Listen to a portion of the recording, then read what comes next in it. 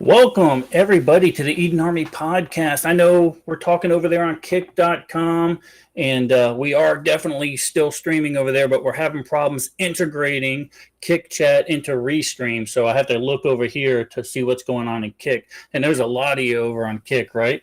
Guys over there. Fireman Ed finally made it. Meta's over there. Of course, Terry's over there. Kelly made it in. Mike with FIB is there. So real cool. So, as you all know, my name is Pete Robertucci. I'm glad to be here with you on this Thursday evening, 8 p.m. Eastern Standard Time. Don't forget to like and subscribe, all that stuff here. Just scan that QR code there. We're trying to get to our minimum amount of YouTube subscribers. So please go to our channel and hit that subscribe button over on YouTube. It doesn't cost you anything. It's free. But definitely do that. Reverend French just made it in the house. Mama Tooch is in the house. Battle Gnome. This is all good. Kick is blowing up over there. I love it, guys. We're going to do things a little bit different tonight. We have a great guest. And if you guys have read any of my books, you know that I am a dog dude. I love dogs. So I've been trying to get this cat on the podcast for the last year since the last Mountain Readiness. And that's Joel from Fortress Canine, right? Because I really want to pick his brain. I want to talk about how to train dogs and the importance of having a good security dog around your house, if nothing more than an alarm system, right? But first, what I want to do, because there was breaking news today, I want to discuss, because I know it's going to come up, I want to discuss the active shooter over in Florida, the FSU University shooting. As far as I know, from last I heard, 2 people were killed. Non-students were killed, with 6 injured. A single shooter is now in custody after being wounded by the responding officers, which had an amazing response time. Kudos to you guys. You saved a lot of lives. The shooter has been identified as the son of a Leon County Sheriff deputy, although the motive has not been disclosed. And as usual, people on social media are already blasting out. He's this, he's that, he's this, he's that. But it's all speculation. I'm not going to go there. Like all active shooter events, unlike the fake news that's out there, I will refrain from comment until more details come out, right? So that's just the way we do business here. You know that's the way we do business. So with that being said, I'm just looking over on chat here, seeing if everybody's come over. Yeah, Kick's still not coming over. Sorry, guys, but I will monitor Kick over here on this screen, guys. I promise. So without any further ado, listen, guys, let's look at an awesome promo from Fortress Canine before we bring in our guest.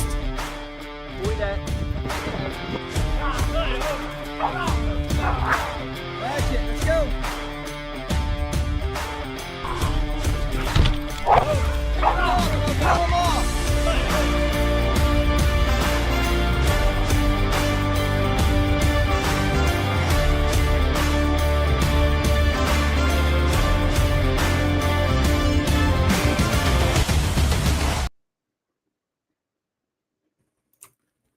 Let's go. Joel from Fortress Canine. My brother, welcome to the Eden Army podcast. I've been trying to get you on forever, and I'm glad you made it here on this Friday night.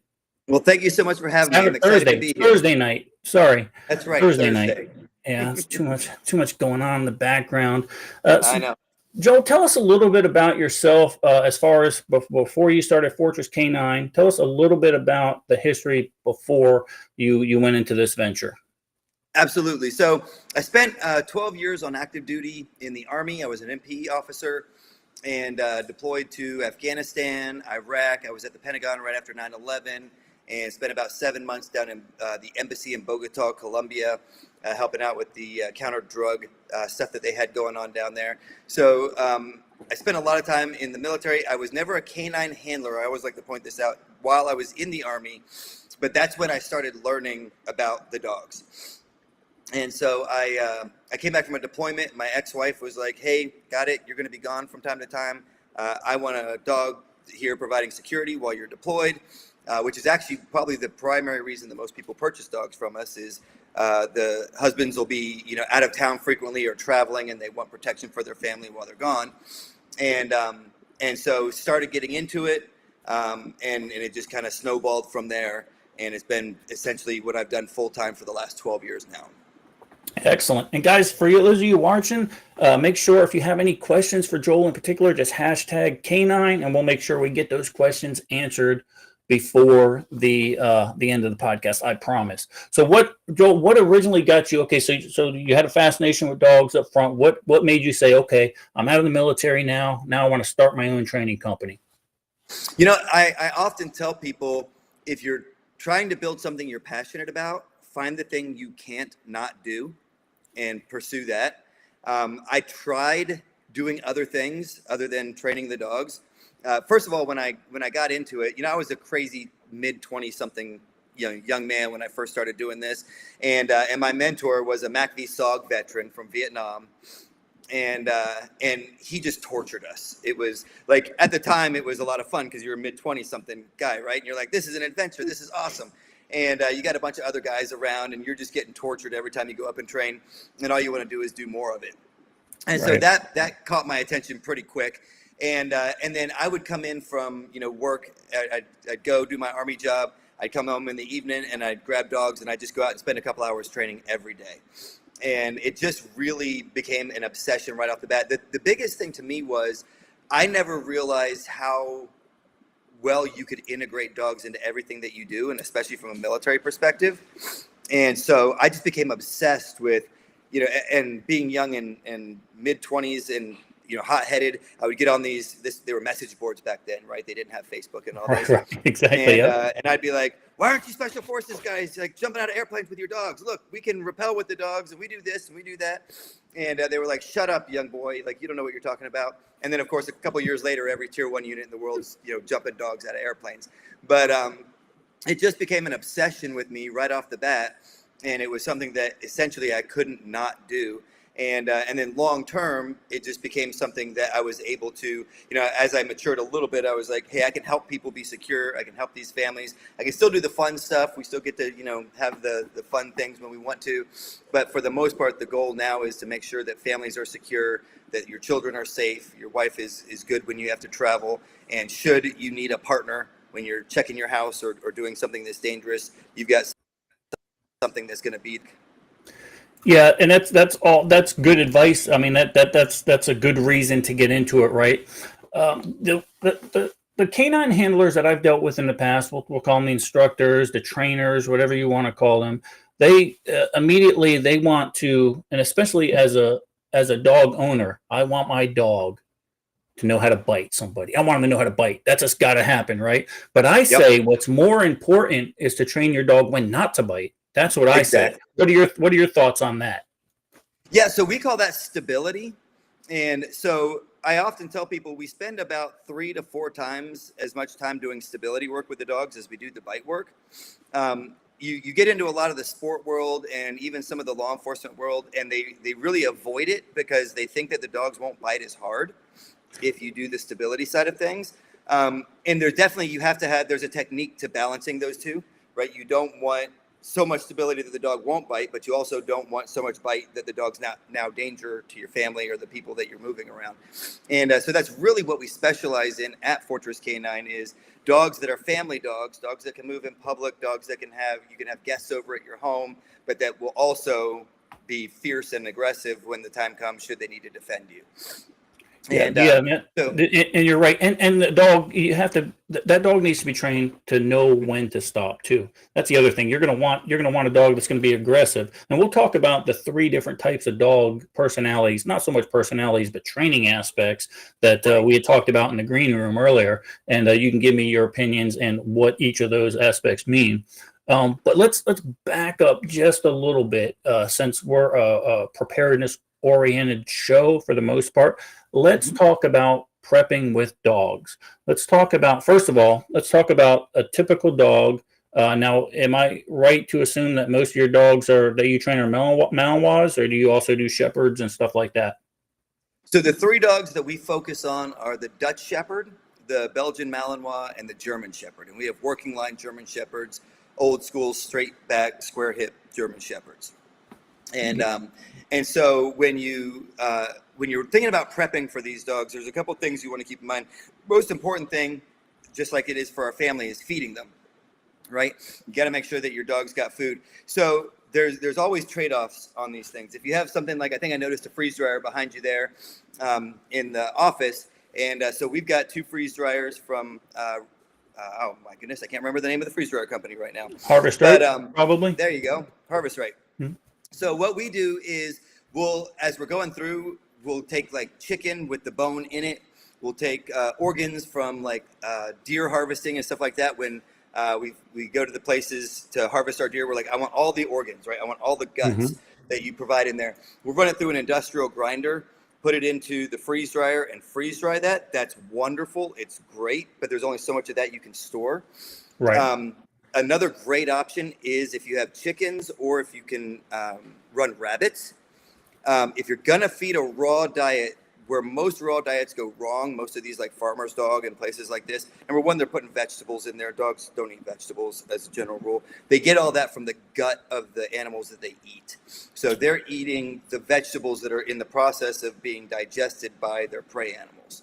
That's where ideally they get it from. So if you have chickens or rabbits, you can feed them the whole animal, feathers, fur, guts, everything.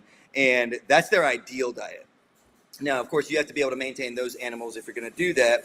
And then you have kind of like your beans and rice option for dogs is your kibble, right? And if you're going to store kibble a long time, so my ideal kibbles are the high fat, high protein kibbles. Those are, if you're going to feed kibble, those are better for the dogs. However, you go high fat, unless you can keep a semi-climate control, the fat will go rancid. And so if you're going to store long term, you want to look at something a little bit lower in the fat category. Try and keep it where it's in a semi, like a air conditioned type environment, whether that's, being stored in some kind of a basement or something like that. It'll store a lot longer there.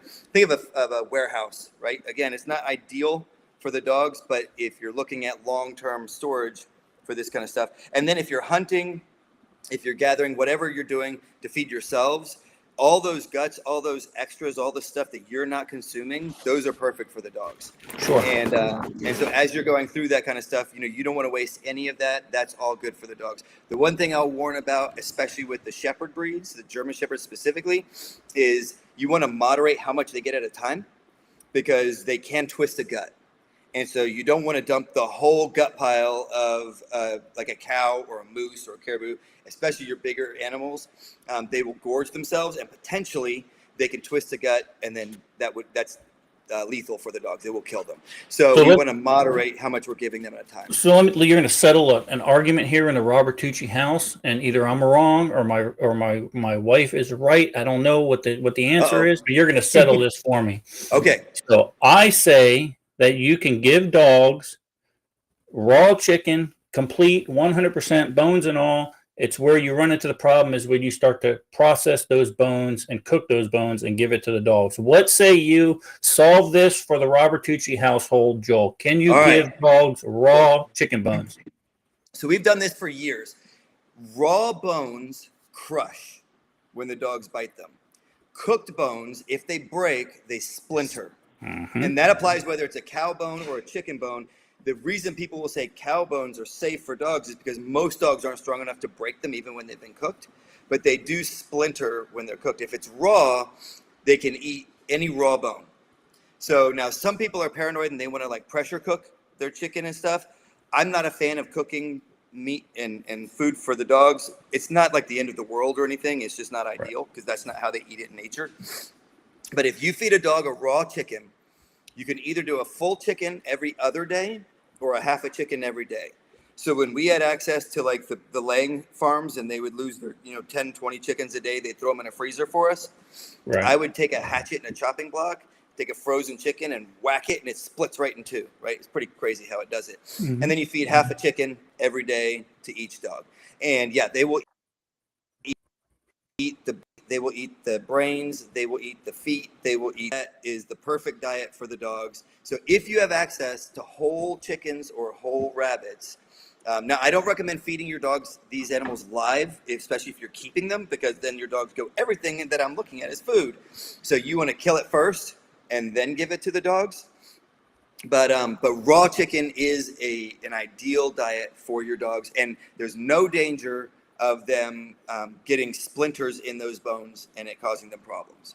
So, from a professional aspect, now a professional dog handler and an instructor in that field, you would say at the end of the day, Pete was right about that argument. Then Say that last part one more time. that Pete, that I was correct about this argument in the household here, the Robertucci I do household. not want to get into the middle of intermarital conflicts, but I will say raw chicken is safe for dogs to eat. Perfect. And guys, we'll be periodically putting up that QR code to get all of Joel's contact information. His YouTube channel, Facebook channel, and websites and all that is on there, and it's also in the description of the podcast. So good to go to make sure that you stay in contact with him. Let's talk about back to prepping. So I was always a firm believer. Now I have a German Shepherd, and we actually had her stomach stapled, so it didn't twist, right? Because I'd had a problem with one of my Shepherds in the past, and he ended up passing away. So I didn't want to take that with this Shepherd because I paid a lot of money for her. So I wanted to make sure that didn't happen to her. So that's a good process to do also. So there is a way to stop that bowel from actually twisting up and getting that gut twist. But I'm a firm believer that you 100%, you don't always have to have 100% protection dog. Now, the way I look at it, even my Chihuahua will make a racket when someone starts going by my house, right? So it's not all about the badass Malinois, German Shepherds, and stuff like that. Sometimes just something to wake you up at night could potentially help you. So I look at now. Look, my dogs they're family to me. I'm not gonna say they're not. I'll do anything for my dogs, but it's another tool. It's another tool in the toolbox, right? So any type of dog, any type of early warning system for you helps you in that security situation. So don't think you got to buy a $3,000 dog and get $5,000, $7,000 worth of training. If you could afford that, by all means, do it. But get something, right? It's like I always preach: get something. Something is always better than nothing. Yeah. You can definitely go overboard with it, just like like anything, right? You can have the highest quality MVGs and the helmet and the Gucci vest and everything else. If it's not dirty and worn out, you're probably not doing it right. So when it comes to the dogs, people say, what's the max thing I can do? It's like, well, you want 20 dogs on ground. You want X number of perimeter dogs. You want X number in your house. Like, are you building an army or are you a family, though? Like let's talk about reality and living life. And, of course, it's fun to talk about, the max, security capabilities and all that kind of stuff. But really, you're absolutely right. It's, dogs offer a lot of capabilities that we can't cover down on, even with our electronics. So cameras are awesome. Cameras, if you can set up cameras around your house, that's great. But cameras have blind spots. Cameras can be defeated. Cameras can be tricked. You have a couple dogs outside that will bark when there's something out of the ordinary. Then at the very least, you got an alarm system out there, right? You can grab the NVGs or the thermal or whatever and check and see, is there something going on out there? Or is it just the dogs barking at a raccoon? And then you got your dogs inside, and whether that's just what I refer to lovingly as the yippy dogs, right? The little dogs that bark at everything. And I've got clients who are like, I want a protection dog, but is my little yippy dog going to be safe around them? And we train our dogs to be good with the smaller dogs, but those dogs are amazing alarm systems. Like, they're super sensitive to their environment. Anything out of the ordinary, they go crazy and start barking. And so that's a huge asset to people. Now, the only thing I kind of caveat that with, because most of us guys are like, some dude kicks in our door, like, we've got the 12 gauge shotgun, we got the AR-15, we got the Glock next to the bedstand. It's like, best day ever. Let's go kill some people. And our wives and our daughters, that's not what they're thinking, especially when we're not home, right? They want safe, secure, calm. And while even the hardest core wife might be like, yeah, I'll do it if I need to. But do you want your wife to have to actually kill a person? Because that will definitely change who you are for the rest of your life. There's something that happens inside you when you take a living, breathing human being and you turn them into a dead lump of flesh. And once it happens, it's done. Yeah, now, there's no turning back from it. Exactly. And the great thing about the dogs, because here's what happens. I've even been in situations where, I remember pulling into a parking lot one time. It was raining. My ex-wife was pregnant. She needed something from Walmart. Terrible day. Everybody's over at Walmart trying to get stuff. I pull into a parking place. Another dude was trying to get in, but he was coming the wrong way. Before I could even get out of my car, he's there at my door, like, "Hey, you took my parking place," right? We scuffle in the parking lot, and I have him on the ground, and I literally have my thumbs on his eyes. And I'm like, I could fucking kill this piece of shit right now, but I don't think I should. Right. I think that could go really bad for me, right? And then I let him up, and he runs away, and of course he got a couple hits in, and it's like, oh shit, now we got to deal with whatever happened. And it's like, do you really want to have to go there? In the moment, are you going to be confident enough to do what you need to do? Well, pulling a trigger is lethal force, no matter how you look at it. Sending a dog, it can be if it goes on for long enough and ends up in a certain situation. But 99% of the time, you're not killing anybody deploying a dog on them. Right. So even with your wives and your things like that, and the dog, once a dog's been trained to protect a family, it doesn't even need that command. Somebody kicks your front door in or something like that dog's going in, engaging. And so then you end the threat. You have the ability to create a massive amount of violence, but it's not lethal 90% of the time. And now it's over. And we didn't kill anybody. Right. And really, at the end of the day, we should be willing to, should we have to, but we should definitely not want to. Yeah, well, even as a deterrent, right? Now, I'm walking my shepherds down the road. If there's somebody walking on the sidewalk, that person will typically do one of two things. He's a dog lover, will come right up to me, or they will go to the other side of the road because they are scared to death of dogs. Criminals always take the path of least resistance. If they go to my house and they have a German Shepherd drooling and slobbering on the window trying to get through that window, they're probably not going to take my house. It's probably not going to happen. Looks like I'm going to pop in a question here real quick. Guy wants to know, he was at Mountain Readiness. He got in the bite suit apparently last year and says, hey, are you guys doing that again? We are definitely planning on bringing the bite equipment to Mountain Readiness. I already saw somebody over in the chat mention Zeke. We're definitely going to have Zeke with us. Zeke is one of my dogs that he's an awesome boy, and he's available for sale, and we need to find Zeke a home. So Zeke's going with me to all the events this spring. And if you want to get chewed on by Zeke, you can get in the suit. If you're too big for my suit, because they are custom built for me, I'm going to have sleeves available that you can just put over your arms and do the bite work that way. But yes, we will definitely have that stuff at Mountain Readiness. We're looking forward to being there. And you do have to sign a waiver. So, if you die, sorry, you said it was okay. But I haven't lost anybody yet in bite work. So we've got a good record.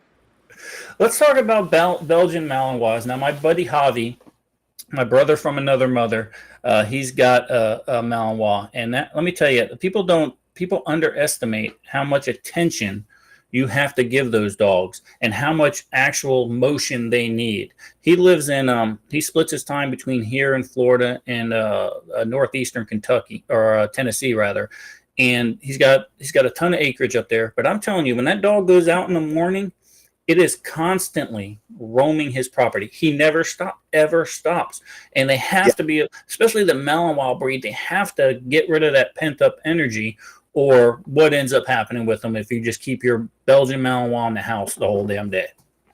Well, so there's a couple of different perspectives to think about when you talk about Malinois and any of the high energy dogs, right? The Dutch Shepherds are kind of in that category a little bit as well. Number one is, what were they bred to do? And so a lot of the Malinois are very popular in the sport world. And because they do great, right? They do great in the sport world. They have amazing athletic capabilities. But a lot of the places are breeding them specifically to be so high energy that all they want to do, they're just constantly looking for something to do. So that's one aspect to think about. The other aspect is, you can condition a puppy to be calm. And that's actually the very first thing we teach all of our puppies to do, is get up on this table, lay down, and stay there. And it'll take us about a month or 6 weeks, and we'll have 6 puppies all laying on the tables, waiting their turn, and we're working them one at a time, going through our pups. But if you don't do that when they're young, it's very difficult. Once they hit about a year old, if their foundation hasn't been to learn to control and discipline themselves, they can be really high energy. Now, if you have a lot of property and things like that, it may not be that big a deal. But the other thing that we've done is we've crossed the Malinois, the Dutch Shepherd, and the German Shepherd together. We've had a specific breeding program that we've been running for about 12 years. It was running for about 80 years before us. It was handed off to us by my mentor. And it brings the level of the Malinois down just a little bit so that they're not so spun up they want to go crazy. So it depends on what you want to do with the dog, right? If you want to go do sports and you want to have fun with them that way, and I've got some clients that are like marathon runners and they're always out running. We have dogs that are more like, yeah, sure, this is a great dog for you. Go run a marathon every day. But if you don't want to do that, the German Shepherds or even some of our Mali and Dutch dogs are calm enough. Like right now, I've got a Dutch Shepherd laying in my living room right here beside me. He's been inside all day. Now, of course, if I say, hey, let's go outside and get busy, he gets all excited. Sure. He's like, oh my goodness, we're going to get to do something. But when it's time to just lay there and chill, he just lays there and chills. Right, exactly. And so you can have both, but you either want to get a puppy and start training it that way from the very beginning, which is why we created Canine Academy. So the people that got our dogs would have a way, they'd have an information to train the dogs the way that we train them. Or you find somebody who trains dogs to be that way, because a family protection dog has to be a family dog first, right? So It has to do the family thing, which is you have to be essentially a pet, a safe pet, a dog that's obedient. But then if we need you to protect us, then that's when you switch it on. And so we really work on that. Now, the sport line bred dogs, that's where getting a breeder that's breeding a dog to do the thing you want is really important. Because if you get somebody who's bred a Malinois to be or is working from sporting lines, those dogs, that what they want them to do is to be super excited about some kind of a toy, right? Some kind of tug, something like that. And you can use that to get them to do things really, really fast. And that can be really beneficial. But if you're not a person who's out doing things constantly and moving where that dog can get that energy out, like you said, then that could definitely be a problem. If you don't want a dog that's like that, and most of our clients don't, then you can look for somebody who's breeding specifically to have the dogs be a level down. Now, I always warn my clients, it's like, these are not like lap dogs. They're not like lay on a couch all day dogs. They still need discipline. They need consistency. Right. You have to handle the dog. It's an active process. But our dogs can lay there for a couple of days if you have to work on the computer for a few days. Of course, they're going to get a little bit stir crazy after a couple of days if you don't go do something with them. So they do need some kind of outlets. But a lot of times people think you have to go run these dogs. They're pinnacle athletes. Right. I literally have clients who are marathon runners, and their dogs will finish a marathon in Florida in the summer. They're tired for 20 minutes. They get a drink, and they're like, what are we doing now? Right. And it's like they will just get to whatever level you want. What I prefer to do is set up little obstacle courses in your yard and make them use their mind because if you build an obstacle course the way that we recommend it in Canine Academy, you can change it up constantly. And so it's like right as they figure out the one, you change it. And then 15 minutes a day, 10 minutes a day on an obstacle course, they're like, all right, I'm good. I've been mentally stimulated. I walked across these little, beams. I had to stand on this wobbly barrel. I had these various different things that I had to do. You worked your bond with the dog. You worked your obedience with the dog. You gave them some mental stimulation, and now they're like, okay, what are we doing for the rest of the day? So look, you mentioned Canine Academy. Tell us about that. It's one of the So when we started selling puppies, one of my concerns was I didn't want to be breeding Malinois puppies that just ended up in shelters. Right. So I built a 12 module course. We call it Canine Academy that takes you through. Holy crap! I got this puppy. What do I do with it? All the way up through off-lead obedience in 12 modules. And so we have a couple different options. You can purchase just portions of it if you want just basic obedience, or you can get the whole 12 modules that takes you through off-lead obedience. But the idea is if you have either a stubborn dog or a high-energy dog, Canine Academy is perfect. It works for Chihuahuas too, or little dogs, but most people that own those dogs don't want to put a prong collar on them, right? No, and, exactly. And so essentially our concept is we use praise. Our primary training method is positive reward through praise of the dog. And then, of course, with these dogs, I always say, if they see a squirrel and want to go chase it, no amount of trying to give them positive reinforcement with food or whatever is going to work. You have to have some kind of negative consequence when they want to go chase that squirrel. And so we use the prong collar as our correction, and then we use tons of praise and verbal, reinforcement when they're doing what we want them to do. Now, I'm assuming when you talk about prong collar, it's the type that I would use on my dogs with the vibration, and then you could escalate if you need to. Or are you talking about an actual collar that goes around the neck with prongs, like I've seen some of the dogs have? Yeah. So there's two. Essentially, you need some kind of correction collar. So there is what you're referring to sounds like the e-collar or an electronic what I collar. have, So it yes. provides some kind of stimulation. Now, I always recommend if you're going to use those collars, when you first get it, unbox it, charge it up, put it against your leg, start it off low, and start giving it pops. You'll find out about 10% of its max, you'll start feeling it. Literally, it feels like somebody's tapping you. Yeah. Right? And then you go up a little bit more, and it feels like maybe they're pinching you a little bit. And then you go up a little bit more, and then you start to get some level of actual like pain. And you can figure out where in there the dog needs their correction. The only downside to those is if you're not really good at operating that remote control, it becomes really difficult to give nuanced correction to the dog. So I actually use the Herm Sprenger prong collar. Can you pop that off? Let me see that. Thank you, baby. So this is a Herm Sprenger prong collar. So they make a couple different versions, but this one has a quick release snap. So you snap it together like that. It has a little cover so you can't accidentally push the button. And it has a single clip-in point right here. So I can use this and I can give gentle lead direction to a dog just like I would with reins on a horse. Right. If the dog is aggressive. So when you put this on your arm and you pop it, it's like a little pinch. And so I almost the can same thing that the shock would do with the other collar. Exactly. And I can give what I call a bump, which is just a light little, hey, pay attention. Because dogs are dogs. They get distracted by things, especially these higher energy dogs. And so I say seats, and they're like, look, a cat. And I'm like, hey, pay attention, seats. And I give them like a little bump, right? Or they're aggressive when they're not supposed to be, and they get whack, whack, whack. Knock that off. We don't be aggressive when we're not supposed to be. So the nice thing about the prong is I can go from gentle direction, just easy lead direction, to severe correction, all with just how I manage the lead. And it seems to be a lot easier for my clients to deal with. Where I mostly use the e-collars is for my small female clients that have like males that like they're like, and they give the hardest correction they can, and the male's like, yeah, whatever, that didn't mean anything to me. Right. And then it's like, okay, you would benefit from having an e-collar because you can give a harder correction that means something to the dog without having to have the physical strength to do it. But it's interesting that you say that because I've probably only shocked my dog with the actual shock on the e-collar.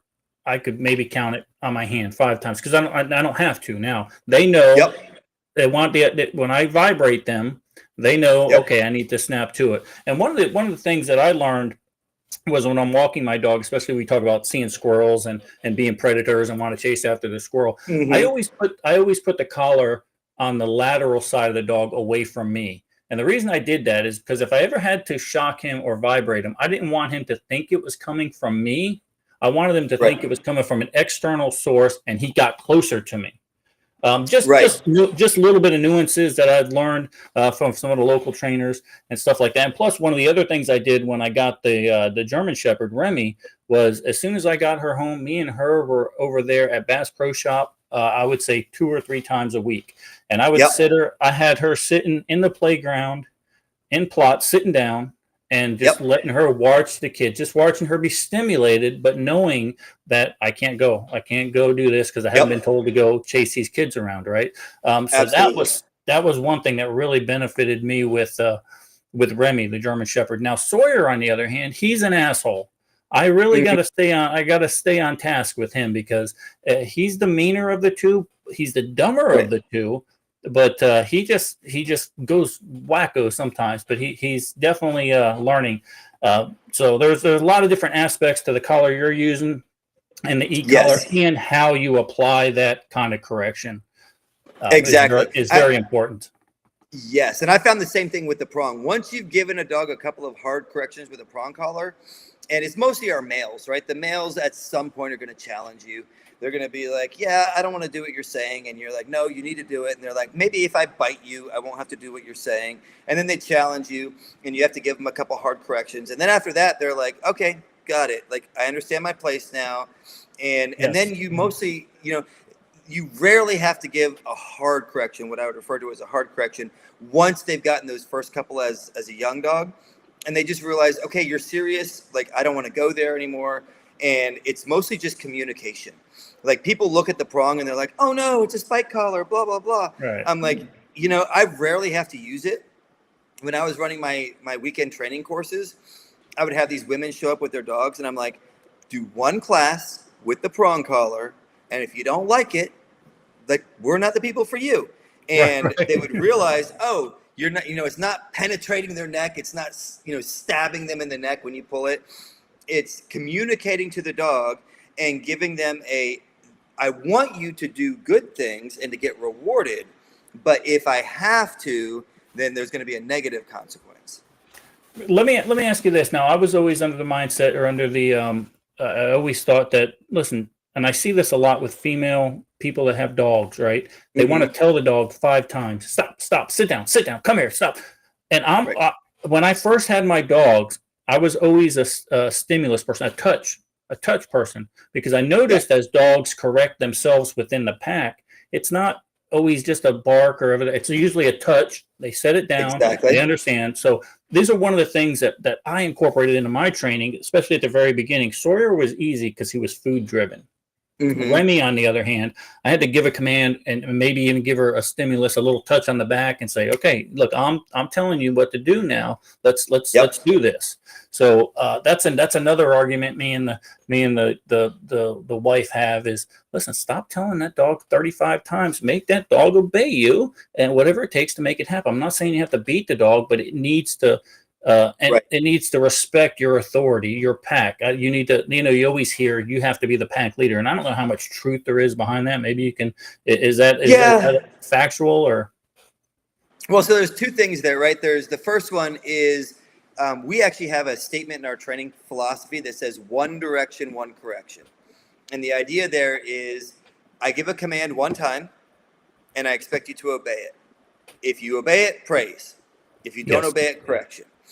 And my philosophy on it is, however consistent and disciplined you are is how consistent and disciplined your dog will be. 100%. So if you have to tell your dog 5 times before you give a correction, then expect that you're going to have to tell your dog 5 times before they do it. Right. Because whenever the correction comes, whatever the consistency of that correction is, they go, okay, now they're actually going to make me do it.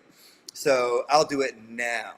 And I'm not a fan of like telling a child to do something and then counting to 3 or 5 or whatever. That's exactly what I was going to say. It's like telling a kindergarten, you better sit down, I'm counting to 3 or something bad's going to happen. Exactly. No. Stay at 1 time.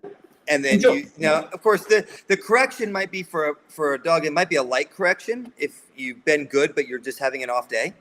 Or if you've done it 5 times in a row and you're just pushing your boundaries. Because what they really want is they want to know where the boundaries are. Yeah, they test it. And the more disciplined you are with those boundaries, the more confident the dog will be. The more you let those boundaries be gray areas, they're like, well, can I get away with it this time or am I going to get in trouble? And you actually see them starting to act less confident and more almost like schizophrenic, especially with the higher energy dogs. Because they're like, oh no, am I going to get caught this time? Like maybe I can get away with it. And it's like, no, just be consistent and disciplined all the time, and your dog will be consistent and disciplined. Exactly. And the argument I always had was, if my dog is running into traffic, I know it's going to run into the middle of the road, and I need to stop it. I need to be able to give a command, and that dog go to sit right away, or go to spot, or go to plots immediately right now, because I don't want him. I don't need to say it 3 times. He's going to go get hit by a car. Right. So that's the way I equated the importance of that. Listen, a command, do it now, praise. And so, again, Sawyer was easy. My praise for Sawyer was I give him a treat and he's happier than a pig in shit, right? Yeah. Remy, on the other hand, she's finicky, but it's the first female dog I've ever tried to train also. So that I haven't, Joel, I don't know if you know this about me, I haven't been able to train any females in my life, no matter dog, human, nothing. It just doesn't work for me.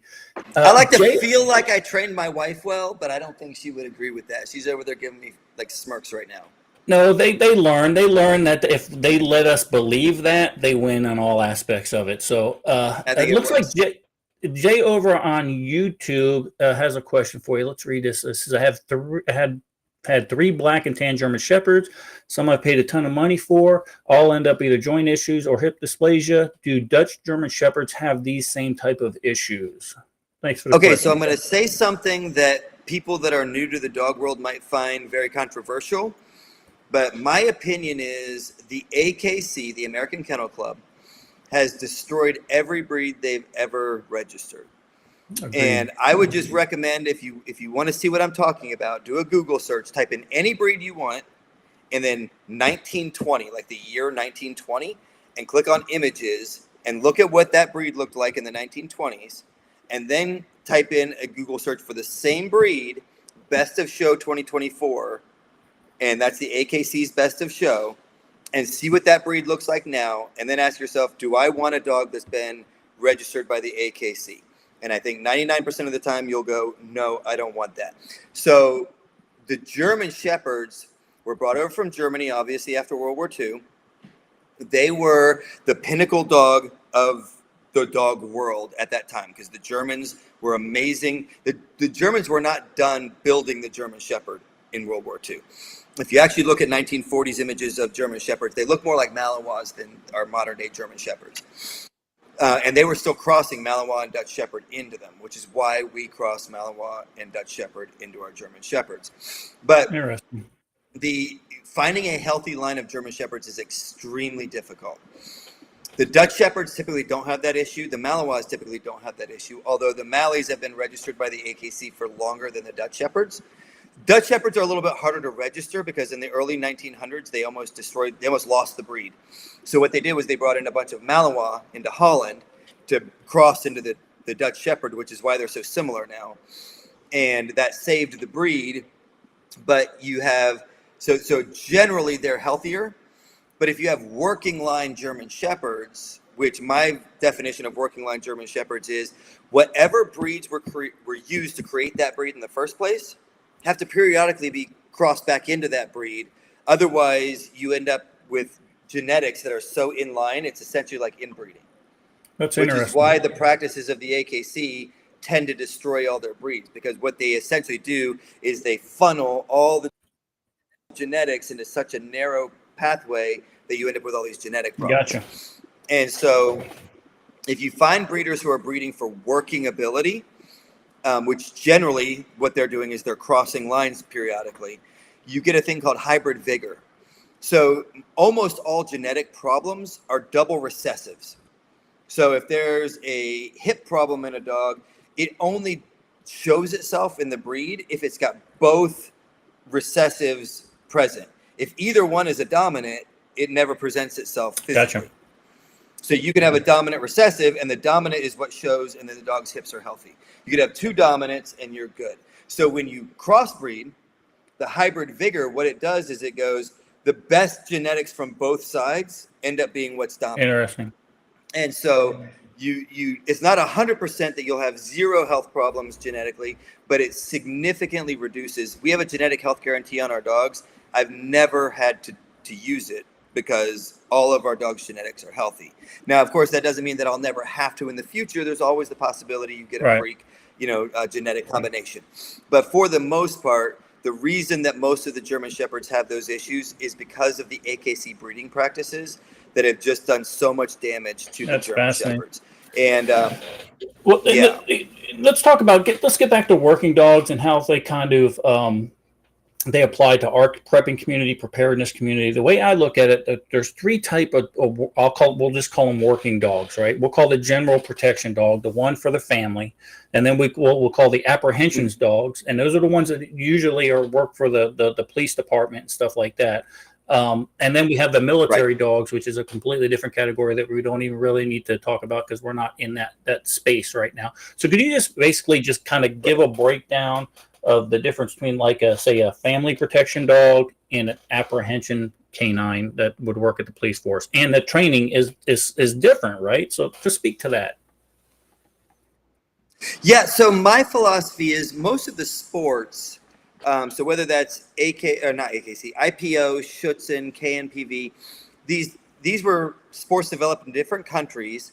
And what they were doing was they were trying to develop a test to be able to say, hey, this dog is ready to go work the street, right? This dog is ready to go be a working dog on the street. And it was a test for law enforcement dogs. And so think about how a law enforcement canine is used. 99% of the time, a law enforcement dog is deployed on somebody is because the person is running away or because they're hiding, right? So I remember we would get, when I was a sheriff deputy, we would get a call for active robbery in progress. And everybody lights the sirens. They get to the location. We cordon the area. You know, we try and block off all the roads so we can see if somebody tries to run across the road. And then we bring out the canine unit. And the canine unit searches. You know, they search the buildings, they search the fields, whatever. That person is hiding. They don't want to fight. The person is running. They don't want to fight. So the vast majority of the time the dogs are being deployed on these people is, like you said, for apprehension. And the idea, so there's a couple of things that they do for apprehension dogs. One is they want the dog to bite and drive into the bite. Now, why would you want a dog to drive into the bite? So the pressure that they're producing, whether it's a forearm, a bicep, a tricep, wherever they're targeting, the pressure is painful. Pressure on muscles hurts. So most people, they don't want to fight, right? They're like, ow, that hurts. Okay, make it stop. Please make it stop. If a dog is driving into the bite, while they have the pressure and there's the bruising, they're not ripping their canine. Yeah, so they're not engaging with the canine, making huge avulsions. So the apprehension dogs. I'm sorry. Yeah, so just to your point, that they're actually trained to not bite with their canines, and they're basically trained to hold the suspect there until the handler gets there, not so much tear them apart. Now, not to say that hasn't happened in law enforcement, it certainly has. It does occasionally. But they're actually trained to lock on and then hold on with the rear part of their jaw, as opposed to ripping them apart with their canines. Correct. So law enforcement agencies were getting sued a lot the last 20 or 30 years. So what they wanted was, they wanted dogs that minimize damage, maximize pain. But then if you, as a canine officer, if you deploy your dog, you have to go put hands on with that person.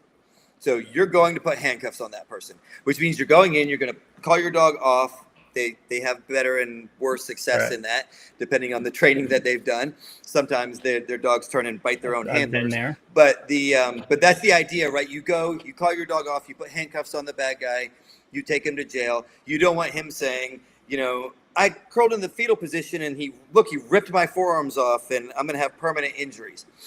That's the apprehension side of things. Now, the downside of the apprehension trained dogs is if somebody does want to fight and they pull out a knife and start stabbing that dog, and that dog's been trained to be hit by a stick. Yep. You see the videos where the people are using the sticks and they're hitting the dogs. They're specifically training the dogs not to retarget, even if they're being struck by a weapon, right? And there's benefit to that if you don't want to cause serious injury. You're trying to avoid, lawsuits. And if the officer should be theoretically right behind the dog, right? Even if the person ran, they're only going to go so far before the dog catches them. The officer should be there within 30 seconds or so. And so hopefully that person doesn't draw a knife and start stabbing your dog. If you as an individual have a dog with you and somebody decides, I'm going to target that person, whether that's you have a dog at your home and they're scouting you for a home invasion, whether that's you walking in a parking lot late at night and you're moving to your car and somebody says, I want to kidnap that female. If she has what is an obviously trained dog with her and they say, yes, I'm going to attack that person, the level of threat that person is way higher than the level of threat that most police ever deploy their dogs. 100%. So how does the training apply to each of those? Like, obviously you do working dogs for the law enforcement and military side. How does your training differ from a home protection dog? Then tell me maybe one or two of the different aspects of the training. So the main things that we do that are different is we train our dogs to retarget. So when we're training the dogs, we call it reverse. So if they bite my left arm and I strike them with the right arm, I want them to release their grip on my left arm and hit my right arm. Interesting. So that's number one, is they're retargeting whatever the highest threat is to the dog should be what the dog's targeting. Interesting. So, and sometimes that's just a strike. Sometimes it's a weapon, right? So we'll use training knives and we'll come in and try and stab the dog in the ribs and we want them to turn and bite our forearm and thrash. And then when they start to thrash on our forearm, we release the knife. Because anything in your hand can increase the threat of your strike, right? Even if I take my cell phone, if I'm holding my cell phone in my hand and I strike you on the head with it, that's going to do more damage. It's going to break my phone, but it's going to do more damage than if I'm just like hitting you with my fist on the head. So anything I add into my hands increases the damage that I can do with that hand. So if I'm striking a dog, I want them to retarget. The other thing I want my dogs to do is they thrash or pull away. So my dogs don't drive into the bite. Okay, so what I want, here's the simple version.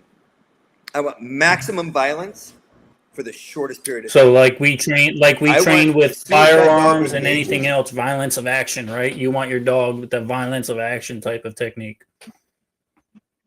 Exactly.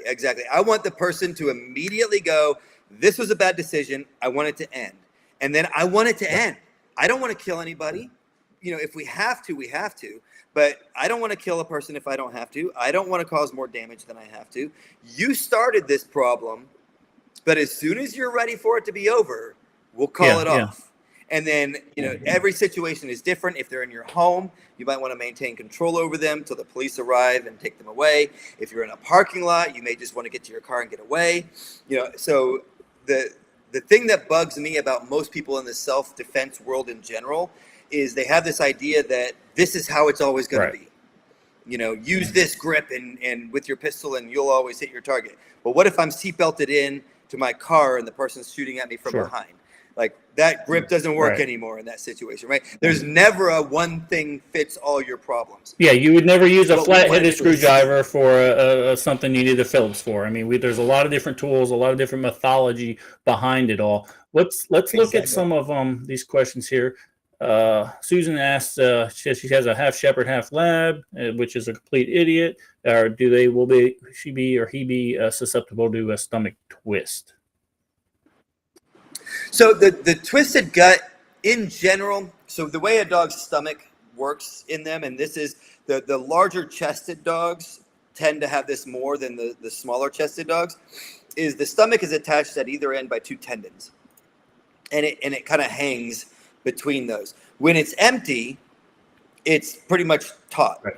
When it's full, it kind of hangs like a hammock. Think of it like a hammock. So if the dog has to fight and thrash and their whole body's moving, that tends to have this swinging effect that can twist on itself. Or if they're up and they fall off like an obstacle or something like that, that can be a problem. So in general, here's my philosophy, is you can do the stapling thing, right? And that does solve the problem. But it's a surgery on the dog that maybe, is worth it. Maybe is trauma that the dog doesn't need. It's all really up to your decision. But if you're working a dog, let's say, your dog goes with you and does everything that you do all day long. Then what I'm going to do is I'm going to wake up in the morning. I'm going to give my dog a little bit of water, just a couple laps at the water to wet their mouth. And if it's hot, like in Florida, I'm going to give them more water through the day. I'm going to give a little bit of food just so they don't get bile in their stomach and feel like they got to vomit. And then we're going to go do our patrol for the day. Whatever it is we're doing, right? We're going to go do our day. And then at the end of the day, that's when I'm going to give them their big feeding, their big water, make sure that they have enough time to go use the bathroom before bedtime, and then we wake up and start. When they're settling down for the night, they're not jumping around, they're not so active, they can settle down, digest their food, not worry about getting all that stuff bound up in there, right? Exactly. That makes sense to me. Exactly. So it's kind of like an end of the shift. If your life is more calm, then feed them in the morning. Go for a nice calm walk, no big deal. It's just that real heavy duty activity. You don't want them to have a full stomach while they're doing that heavy duty activity. 100%. I'm going to tell you from my aspect of this, but I'm no professional. I would say the female is more difficult from my end because I don't know what I'm doing probably, but you go ahead. You're the expert, Joel. What do you think? Male versus female training? So my experience is there's a couple things that differ significantly between the genders. One is female dogs will tend to bond to the male humans closer than the males do. Although I've had plenty of male dogs that are great. Male dogs tend to bond closer to female humans. Now, the downside of that is the male dogs typically require harder corrections. And so for a female, that might be a problem. The females, there's a couple of variations. One is if they're intact, meaning they haven't been spayed, they are going to have a cycle. Now, the dogs have a 6-month cycle, not a 1-month cycle. When they go through their cycle, you're like, what the hell is wrong with you? Why are you like losing it? And then they start to bleed, and you're like, oh yeah, that was your cycle. Yeah, I was stuck in an RV from Wisconsin down to Florida, and Remy decided it was going to be that time. And let me tell you what, forget the mess, the smell that comes out of these dogs, forget it. It'll gag a maggot. So yeah, we were stuck for 20 hours in an RV. They can. Yes. So yeah, and some females are cleaner. You know, some females clean up after themselves. Some females bleed everywhere. And so I do appreciate the people that want to spay their dogs. I do think overall you get a longer working life out of the dogs if they're intact, because it does affect their hormone structures in their body and everything when they're spayed. But that's definitely something to consider. In general, I keep the training of the dogs as simple as I can keep it. And I think most people, like literally I have clients that are like, it can't be that simple. And I'm like, let me show you. And then I show them and they're like, holy crap, how have I been complicating this my whole life? So whatever you praise, you will get more of. Whatever you correct, you will get less of. And then your discipline and your consistency is really the key in the dogs. And now the nuances is communicating what you want them to do. Sometimes people think they're communicating one thing and they're actually communicating something else. So I have clients that I try and, they'll be like, hey, my dog's doing this. What do I do? And I'm like, that could be 4 different things. Send me a video of the dog doing it and let me see what's going on. And then they send me the video and I'm like, oh, that's not any of the stuff you thought it was. That's this. Do this one little thing. Right, exactly. And one of the crux is in all this is and you talked about consistency. Now, the problem with what we found early on was having your spouse as consistent as you are also. That was always the hardest part. And the men typically will drive it home, can train with the dog. Then they go to work and you're like, my wife can't control the dogs. And I'm like, well, did you do this, do that? Well, no. I go, that's not the way it works. You have to stay consistent. The same way I'm doing it, you have to do it. Because as soon as I leave the house, they're going to think they rule the roost, and that's it. Caleb has a question here, and this might go on to keeping it simple, right? Is, do you train your dogs around loud noises like firearms and fireworks and stuff like that? Yeah, so you want to expose your dog to those things as early as possible. A lot of the way the reasons dogs react to different things is because a lack of exposure, right? So we often think of, we see the dog react to something and we're like, why is that dog afraid of a trash can?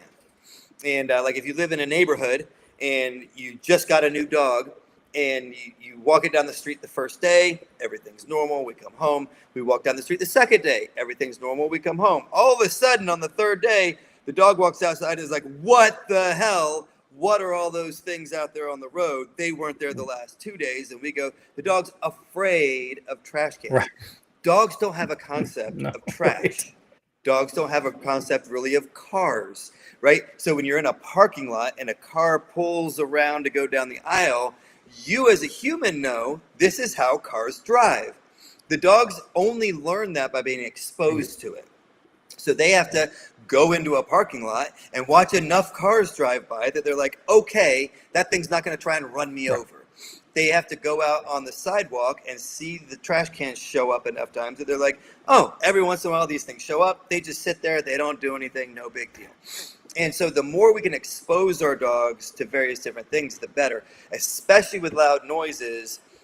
One of the things we do with our puppies when they're born is we have a CD that plays all kinds of different sounds. Everything from like being right up close to a train to being in a crowded room to fireworks to gunfire, vacuum cleaners. It has all these different sounds that it plays. And we just play this on like max volume for the pups. And then we found that goes a long way to helping with a lot of these things. Sure.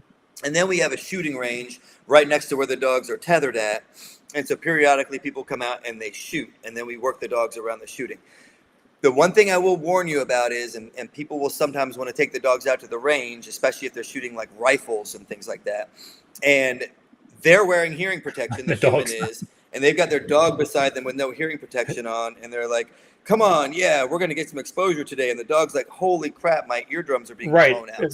So if you're wearing hearing protection, make sure your dog is wearing hearing protection too. If you don't want to do the hearing protection on the dog, be far enough away that you don't need it. Yeah, and that's what I would do with my with Sawyer. Is I would take him. I got a gun range right down the road here. I'd walk him there, stay on the other side of the parking lot, and then just work our normal drills, our spot drills, or get him between my legs, and we'd walk or do whatever, just whatever drills we were doing. And he seemed to acclimate very, very well to that. You were talking about the 3 different breeds of dogs that you deal with. Caleb said, "Is there a different life expectancies between those three breeds?" So in our lines, we have about the same across all of them. Typically, your shepherd breeds are going to live about 12 years, 14 if you really take care of their health. So that's your life expectancy. Essentially, from the time they're done training, expect about a decade. And then I always tell people, if you want a dog, if you want constant coverage of a dog that's ready to protect, about the time your dog's 8 years old is when you want to start looking at getting a replacement puppy. Oh. And people will ask me sometimes, like, well, do I get a puppy or a young dog and bring it in before my dog dies, or do I wait until after my dog dies? And my recommendation is, if the dog you have is you're like, me and this dog are in sync. This dog does everything I want it to do. It's like my perfect life companion. Then you want to bring the new dog in before that dog dies, because that dog is going to teach your new dog most of those things. Yeah. And it's going to help accelerate that training process. If you're like, my dog is an asshole, he has all these problems that I can't stand, I just want a new dog so I don't have to deal with all these problems that probably I created as the handler, right? Then wait for your dog to die, bring the fresh dog in, and start over. Gotcha. Makes 100% sense to me. Joel, I appreciate having you on here. Tell the folks a little bit about where they can find you and website. I'll throw this QR code up again, but tell them about the different, sorry, Russ, I know you were probably already on that, brother. I was doing your job. Sorry. He's flipping me off in the background over there. Tell them where they can find you, your websites, and of course, your next appearance. Absolutely. Well, we're really excited. We're going to be at Mountain Readiness in May, and that's coming up here real shortly. We have one other event just before that. That's a smaller event. And then we're actually going to be at the Overlander event in Flagstaff, Arizona this year. So that's going to be pretty exciting. That's our first time going out there. But Mountain Readiness is going to be super exciting. We're going to be bringing our bite suit, and we're going to be bringing our sleeves, and we're going to be bringing our dogs. And hopefully we'll have tons of waivers so that people can sign their life away and get chewed on by one of our dogs if they want to. If you want to find out more information about us, our website is Fortress Canine. That's where we sell our puppies and our trained protection dogs.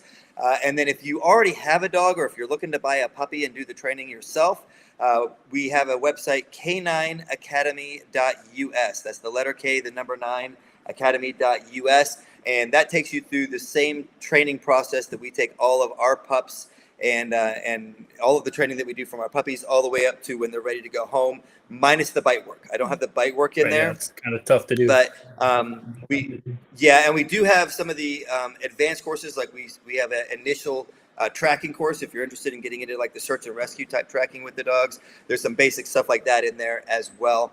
And then we're on almost all the social media platforms at Fortress Canine. Facebook's a little weird. I got hacked a couple years back. So we're at Fortress Canine Kennels on Facebook, but you can find us at Fortress Canine just about anywhere you go. And then, of course, fortresscanine.com is our website. Excellent. Thanks, brother, for bringing on. We really appreciate you. I'm glad I finally got to wrangle you up and get you on the podcast. Because like I said, I love dogs. They're part of the family. And if anybody's read any of my books, they know like the dogs are the main characters, right? So I appreciate you. I look forward to seeing you at Mountain Readiness. And thanks, brother.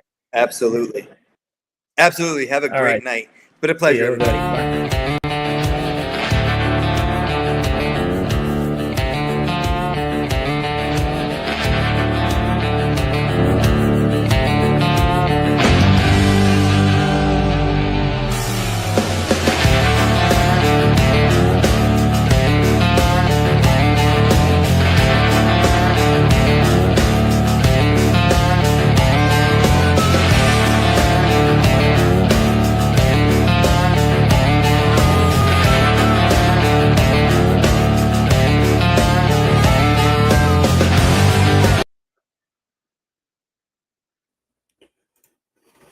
Wow, what a guy, right? Everyone's over there. They're all trying to bail. We're not done yet over on Kick. Just hang tight. We're not done yet. I haven't even brought the main man, the man behind the scenes, the man that makes all of this stuff happen. I haven't even brought him in to talk to you guys yet, so don't leave. Uh, uh, but first of all, Russ, what's going on, brother? Hey, man, what a great show. What a great show. Look, That man, was I love having experts on there. I love picking their mind, right? Uh, I love just trying to get as many experts on, and especially guys in the preparedness, and especially guys that are in the preparedness, guys that are supporting mountain readiness, right, by going to being a vendor over there. So yeah, absolutely. But yeah, he was top notch, wasn't he? absolutely, and he solidified a lot of different points that you and I have talked about in regards to training canine and training dogs. And yes, our dogs, they're part of our family, but we try to train them. And the getting the spouses on board to continuing to do the same type of training is tough. But I mean, Yeah, they have us trained, but we can't get them to help train the dogs. exactly, and I mean, that's one of the it is hardest what parts, it right? is. It's We love our ridiculous. spouses, don't get us wrong. Russ, Um, I kind of jumped the gun a little bit because I wanted to get Joel on so quick, but there is a little bit of an issue that I had, and I'm gonna pop up a new screen here real quick. Let's see what absolutely. this does. I want to do this right here, and There this is something that's been going around X, and something that I've been warning everybody about. And I know we're getting off track here a little bit just because I went out of order, but these leftists are basically calling out their political opponents and telling their supporters to kill their political opponents. There's an article written by Nicholas Decker from Homo economicus, and that's a real thing. I didn't make it up, right? He says that violence only makes sense as part of a coordinated strategy. This is why protests are important. So start off with protests and then escalate the violence into and to include killing your political adversaries. Now, I should mention, according to X, that Nicholas Decker has raised over $174,000 for his trans youth agency, whose funding was recently cut by Donald Trump and the Doge administration, right? You can read his entire essay. It can be found on the internet. I'm not going to share it with you, but just some snippets. One thing he says is that this evil will not pass. And speaking of the current administration, this evil will not pass without blood, sweat, toil, and tears. So harden your hearts, talking to his supporters, his elk, his people, his tribe, the leftist psychopaths. Harden your hearts and prepare to die. Now, Russ, how many times are they going to have to say things like this before, first of all, our government labels them for what they are, domestic terrorists? And when are we, as normal citizens, as taxpayers, as people that just want to do the right thing, when are we going to become proactive in protecting ourselves and our families, and also realizing that this is an internal threat to our safety? When, how much do we have to ignore this? yeah, I mean, I agree with you 100%. Um, I agree that our government needs to start cracking down on people like this. They've already started cracking down a little bit on the the damages on Teslas and stuff like that, which I 100% agree with. They are already deporting people that are not into the country illegally. They were just fine, um, imprisoning J6ers, but for nowhere near the violence that they're calling for. Right, and the fact, and also just saying that the biggest internal threat to the democracy. First of all, we're a constitutional republic. We've gone over that a million times. But what their words are is the biggest threat to democracy is MAGA and white supremacy and basically white straight Christian males. Right, that's their biggest threat. It's not true. It's propaganda. Okay, but the more times you say that, the more times NBC, CNN, MSNBC says that, the more numb people become to it, and they're doing exactly what armies have done for millions or for thousands of years. Is you desensitize your population, you look at your adversaries as less than human, and then it's okay to kill them. This is what's happening right now, and this is what we need to wake up and get our heads out of our ass. All right. Absolutely. And you know, I'm posting a comment over in the lower third. Okay. The one, I think the last part of that question that you asked is, when are we going to start stepping up? I think we will start stepping up once the violence hits and we start seeing more of that level of violence. And then and especially when it starts directly affecting us as an individual. Yeah, I would agree with that aspect of it, Russ. But you look at 2020, the mostly peaceful protest. There was so much violence going on right there. There were people being killed that they're not reporting on, and the legacy media is not going to tell you what's actually going on. They're not. Look how long they held the manifesto from the Tennessee trans terrorist. Yeah, they held it for years because they don't want the public to understand who the mentally ill enemy is. And I'm not saying all trans people are terrorists. I'm not saying that.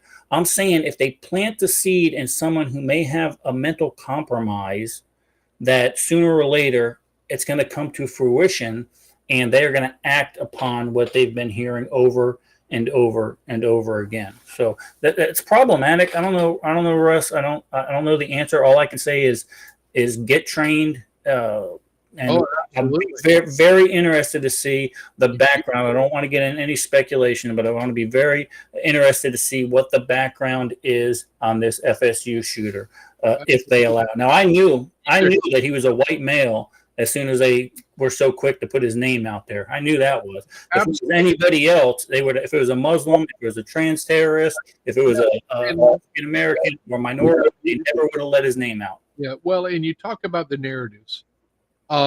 Going back down to the Texas stabbing, when the high school kid got stabbed, that liberal judge dropped his bond down to $200,000.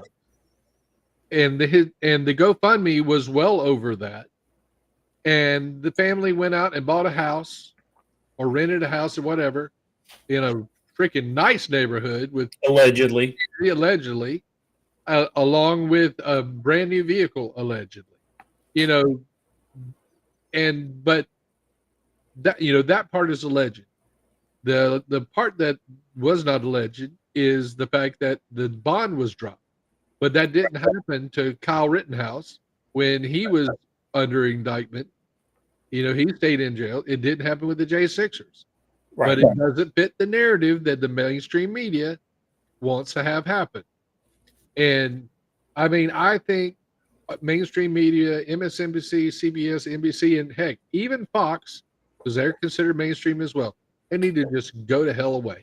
Yeah, it's all of them. And look, that's why more people are moving to these type of platforms to get an unbiased or a no bullshit approach on what's actually going on in the world. Now, I'm not saying that I'm not biased, or certain things that I am 100% biased about, but some stereotypes reign true.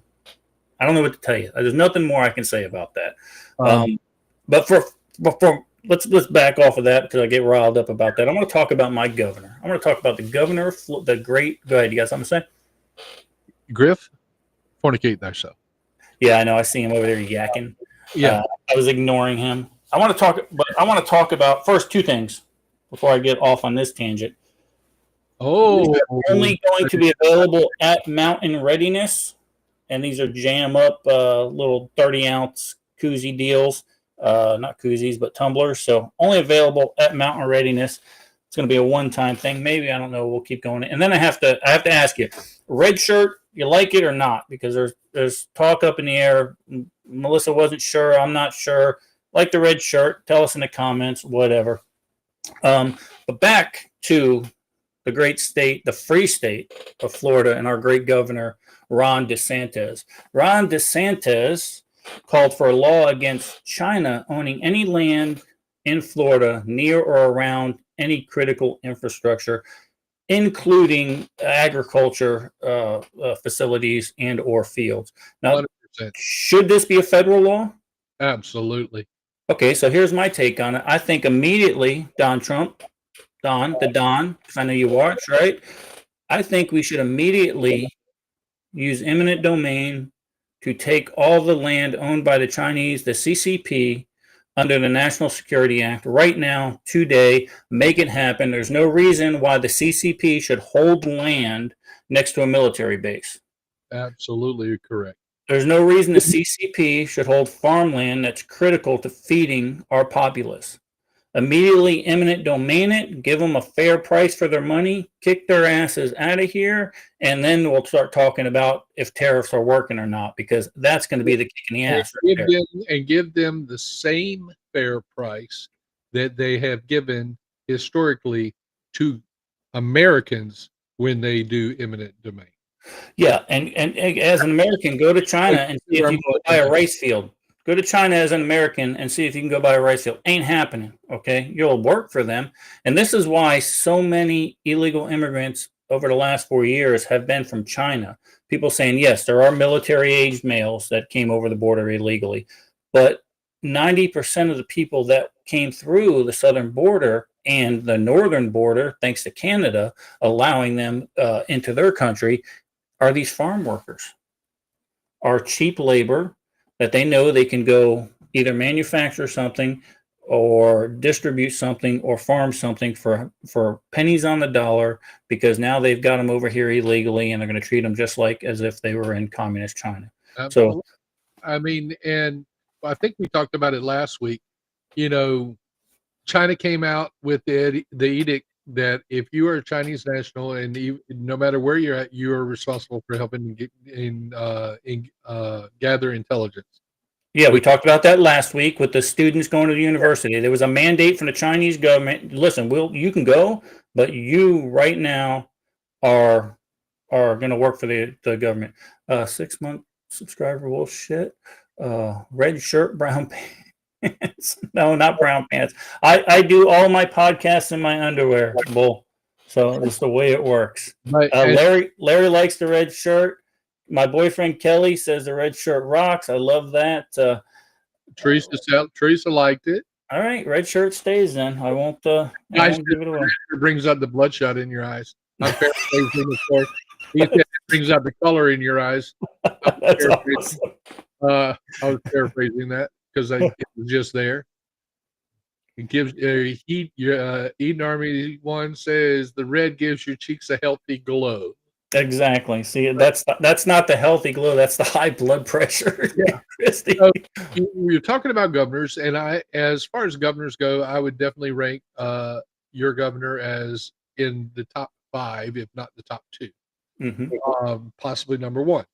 But then you have the bottom of the barrel with Newsom, and he's sitting there getting ready to try to sue this Trump administration over these tariffs. And you know what? Let him. It's not going to work unless he tries to get that freaking corrupt judge that Trump's been dealing with, that's trying to get ready to try him for contempt of court. Yeah, you know what? Charge him for contempt of court. It doesn't matter. He's going to pardon himself. You can't. First of all, you can't charge him. It'll pardon all of his. Look, Biden said what we could do. We can not only pardon you for crimes that you've been committed, but for crimes you may have committed in the past. F you, judge. Don't care. Don't like you. It's not going to work. I say, and here's the thing, Russ. If the Democrats, instead of attacking and stopping all of this policy, if they would come up with a better plan. Look, I'm going to say right now, Pete's going to be on board. If you come up with a better plan, I'm on board. Okay. Contrary to popular belief, I don't bleed red or blue. I bleed red, white, and blue. Right. So if it's better for the country, that's it. Now, I'll admit I voted for Obama on the first term. His first term, I voted for him because I thought, okay, this is going to be a fresh guy. It's going to bring some change to the political environment. No, he made things a million times worse. My bad. I gave him a shot, though. So, look, Democrats, come up with a better policy. Don't give a shit. I'll go with you. Now, Jake from State Farm. Yeah, I was just getting ready to put that one over there. So, that made me lose my train of thought. Damn, what was I going with that? Let's see what Patrick says here. Patrick says another super well-known thing the Chinese are doing in our country is something like 40% of the legal weed business in the country. Who knows how much of the illegal weed? Yeah, they are definitely, and that was all part of seizing a lot of that agricultural land and stuff like that. While the Mexicans and stuff like that will plant fields in our national forests and stuff like that, or just try to import it in illegally, the Chinese are actually starting businesses, and we're allowing them to do that. I don't get it. I mean, I do get it, and I understand why our government did that, especially with the last administration, but it just doesn't make any sense from a national security standpoint, Really, Patrick. and it's kind of speaking on national security. This is going. We'll go over talk about the Pentagon for a minute. You posted something in our notes over here talking about how the Pentagon has suspended top aides. Yeah, and these are some of the aides that were actually on Hegseth's actual staff. Look, this administration is not putting up with leakers. All right, they're not putting. If you leak something to the media, then you're gone. It's done. We're not playing that game. And because here's the deal: an anonymous source said in this department, I could say anything. Russ, an anonymous source told me that you were once a porn star. I'm not telling you who it was because of my press credentials. I can't tell you, but look, an anonymous. So that doesn't make it true. It doesn't. Right. It just doesn't. It doesn't doesn't hold water.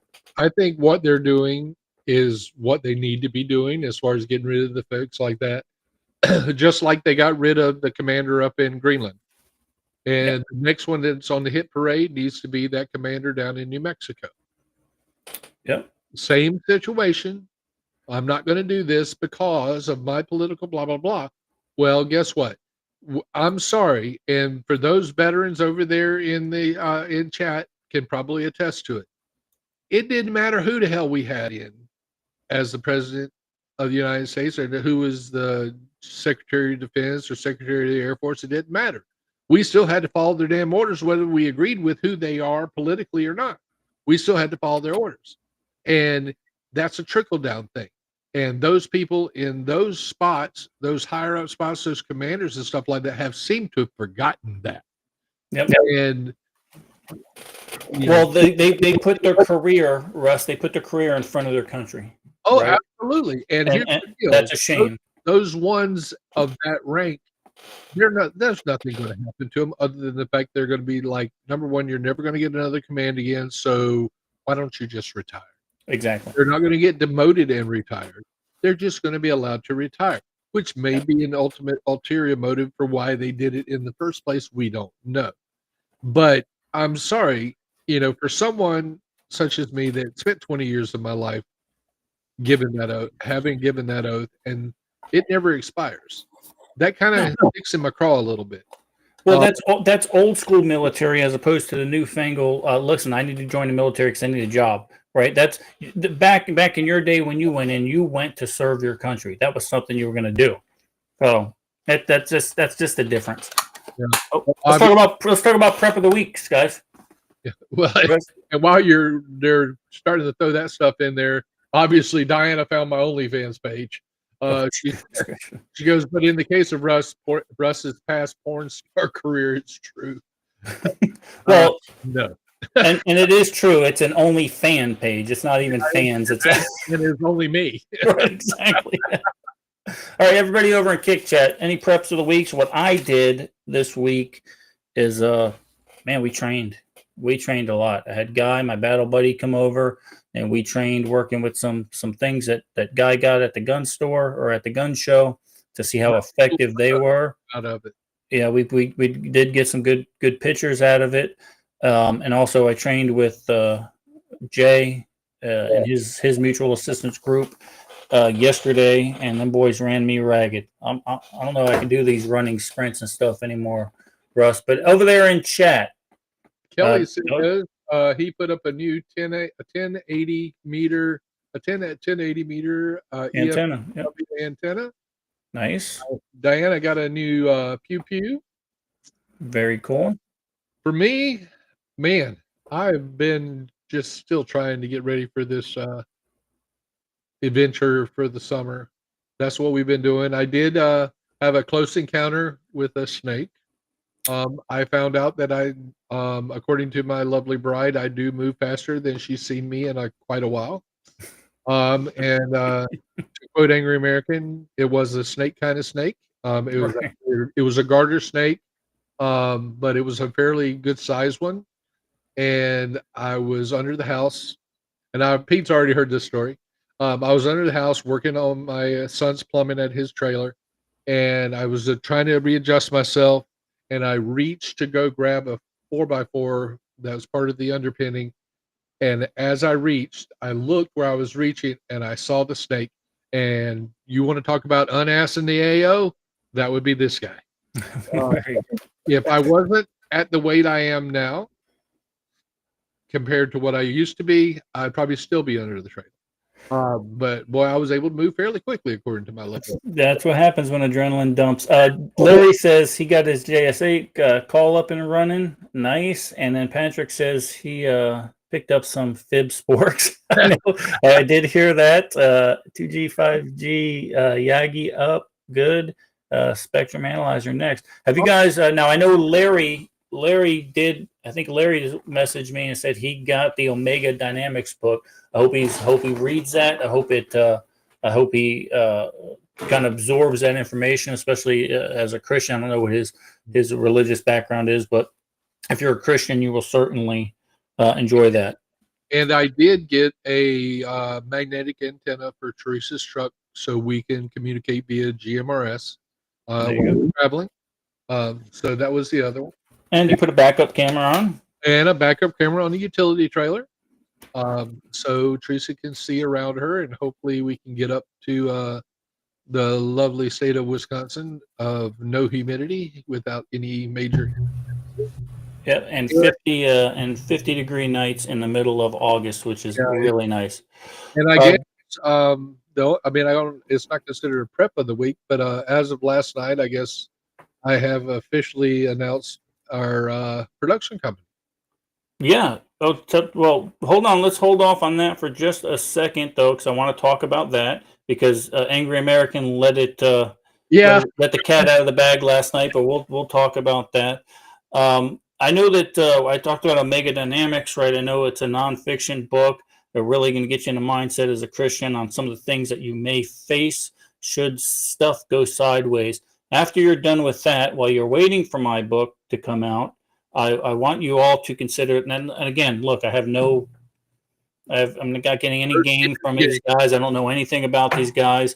Next book, Fry the Brain, from a guy who's it by John West. Very, very interesting book. I don't know how they allow this to be sold on Amazon. I can tell you that right now, because there is stuff in here that not the everyday, average, ordinary person should know. But it's in there and it's available. So Amazon, it's called Fry the Brain by Mr. John West. So something to consider if you are in a mutual assistance group, you're into prepping, you're the head of the household. At least your leader in your mutual assistance group should have that book. John West, I have that name is very well known in certain circles. Very well known, and the fact that he even wrote a book and some of the stuff that's even in this book right here, it will make you scratch your head and say, "How am I able to even buy this?" So, and again, I don't know this guy from Adam, so he just wrote a good book, and I think it would benefit the community. So there you go. Have you seen the Ox Rack for your UTV? Bullshit wants to know. The Ox Rack. No, I haven't, Bullshite. Send me a link. And Diana says she'll be visiting family in Wisconsin in August. Diana, you'll have to tell us kind of where you're at, and we'll see if we're close, and we'll try to maybe get together and at least say hi. Mm-hmm. We'll have, and at least you'll get to see, maybe if you come over to Birchwood, you'll get to see. You'll come see some of the parts and pieces that are in Birchwood Barning, because that's pretty cool. Okay. Bullshit says it's for loading deer and such. Yes, I did see that. What I have currently for that bullshite is a rope that I'll roll over the top of one of the roll bars and hook it to the bottom of the tree and the other to a deer, and it seems to be working thus far. I am bringing a winch. I'm actually bringing both of my winches because Boy, if I called my wife that, she'd have my ass. I can't believe we did that on live podcast. Good God, man. this guy here is not electrically or electronically inclined. So I am bringing the winch Oh, to go on the front of the side by side, not beside me in the seat, to get you to help me hook that up, and then also the winch to hook up onto the roll bar, so I can then pull deer up onto the back of my side by side. there you go. So you're gonna be all set up, and the UTV will be up in Wisconsin up there. So we'll be able to make our trips to the Chit Chat and Red Rock. I don't have my hat on. I had No, the Red Rock hat on all day. I got the Eden Army hat on right now. I'm looking forward to that. Tuesday nights at the Red Rock. I have a stack of poker chips left over from last year that should cover us for at least the first night. Yeah, I'm looking forward to seeing exactly, Kelly. Exactly, Kelly. I'm looking forward to seeing Val. Don't get jealous, Javi. I have another brown friend. Don't get jealous. Yeah. Val's a different sort. I love him. You know that. But Yeah. he is a different sort. Yeah, and he's from a different. You can tell he's from a different part of the world. He's from a different part of Puerto Rico. No, not Puerto Rico. Not Puerto Rico.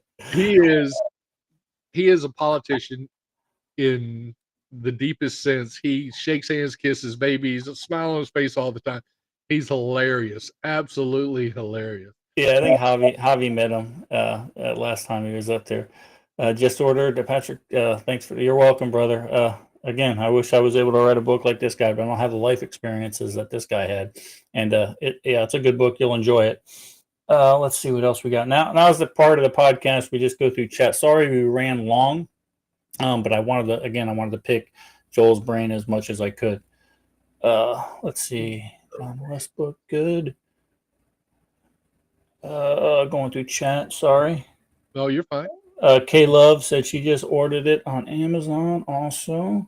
Yeah, I got to look and see if it's available on Kindle or Audible. I got some Audible credits I need to burn up since I don't have anybody coming out with a new book that I have on Audible yet. You're about to get a few of them. No, he's not an immigrant from Puerto Rico. That was funny that night. Yeah, that was probably one of the things that got that boy booted out of the tribe. I'll tell you that much. So he got kicked to the curb. Oh, you're talking about yeah, Pedro. Yeah. He finally got kicked to the curb. Allegedly. Allegedly. I don't know. Man, okay, I'm happy with that. I can't deny that. And Cheese Doodle, if you're still in here, you know I love you, but I'm okay with that. I didn't mind. Whatever makes her happy, either which way. Doesn't matter. Exactly. So apparently, definitely okay. So Cheese Doodle said definitely kicked to the curb. Sorry to hear that. But whatever makes you happy, that's what's important. Our kick chat has turned into a porn chat, by the way.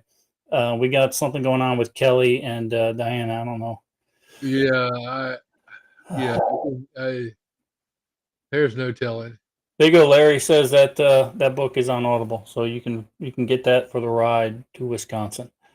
Man, you know, Audible. I love it. I gotta listen. Man, I gotta have freaking music I can sing along to, somebody to talk to. No, if I sit there and put an Audible book, I'll be in a freaking ditch. Yeah, he's single, Susie. Why don't you get up on that? Get up on that. Wait, she put a hurting on that poor boy. Jay goes, vote for Pedro. That's hilarious. Russ, I'm gonna let you give your. First of all, let's talk about Broken Spoke Productions. Since let's give you 5 minutes to talk about Broken Spokes Productions. You know, Teresa and I, you know, I've been running all these podcasts, and you know, for the folks that such as Pete and Chris and and T for Mountain Readiness. Those guys have helped me hone my craft as far as being a production manager on the back of these podcasts. And a huge shout out to Holly, Chris's manager, for teaching me how to do this. And Teresa and I decided, well, maybe we'll start a production company. And if I can get other people that want me to, this poor old redneck, to help them in the background, then okay, fine, I'll do it. Teresa also wants to get into doing narration for Audible books. So that will also be a service that we'd provide, along with if you need something made, like a thumbnail for an event that you want to post on Facebook, we can do that kind of stuff using Canva or whatever. But it's just something we've thought about. And Chris last night let it out of the bag. So you can follow us on Broken Spokes Productions on Facebook. Let's see, that's also YouTube, Instagram, and as far as X is Broken Spokes Pro. And hopefully you guys will follow me. What our initial plan is, anytime we do a podcast such as Pete's or Chris's or T's, I will post a link over there, driving them back to yours, and driving you to their sites so that they can get their monetization and stuff like that. But that's what Broken Spokes Productions is all about. Something for two old retired folks such as me and my lovely bride want to do. But that's what it is, bottom line, with Broken Spokes. So I always end each segment of this podcast with community. And it's a difficult word sometimes. We're not talking just about your community that you live in. We're talking about this community that we have that is in the ether, and meeting people at events like Mountain Readiness, and going to training with these people and learning with these people and learning what makes them tick. That's what community is to me. It's a family. It's a tribe. And guys, always remember, you have a birth date and an end date. Let's worry about the dash. That's all I got, Pete. Thank you, Russ. Guys, for those of you that have joined us from Joel's channel, we appreciate you being here. We love to bring in our guest viewers to something like this. If this is a podcast you're kind of interested in, I implore you to go ahead and like and subscribe. Those of you that don't know me, I'm a post-apocalyptic author. I've got 4 books penned right now. It's kind of fun. They're kind of cool. I like writing, but I also like to be involved, like Russ said, with the community, right? With the preparedness community. It's something we've always done. It's something we need to do, and we need to stay on top of, especially now. Just because the orange man is in office, right, doesn't mean that everything is okay. It's going to get worse. This summer is going to get hectic. Be prepared, right? And be safe. Look, and at the end of the day, if you can't be safe, remember, thanks for watching the Eden Army podcast. Don't forget to hit that like and subscribe button. And remember, be safe. If you can't be safe, be dangerous.